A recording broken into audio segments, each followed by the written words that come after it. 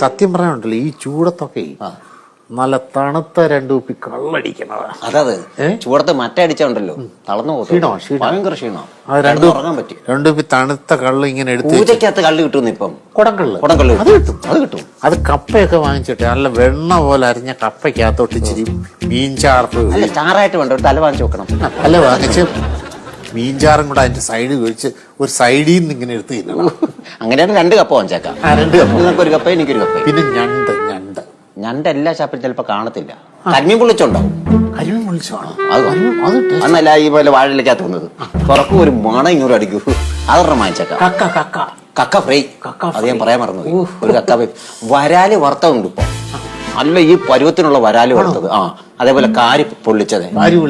നല്ല വിളഞ്ഞ കാര്യമായിരിക്കണം. ഒരു പീസ് ഇങ്ങോട്ട് പൊട്ടിച്ചെടുത്താല് അതൊരു ആ ബെഞ്ചിൽ കയറിയത് ഇങ്ങനെ ഇരിക്കണം, അല്ലേ? ഇങ്ങനെ ഇരുന്നങ്ങ് അടിക്കണം. ഓടിപ്പോയി കാശെടുത്ത് നമുക്ക് പോയിട്ട് അടിച്ചു വരാം.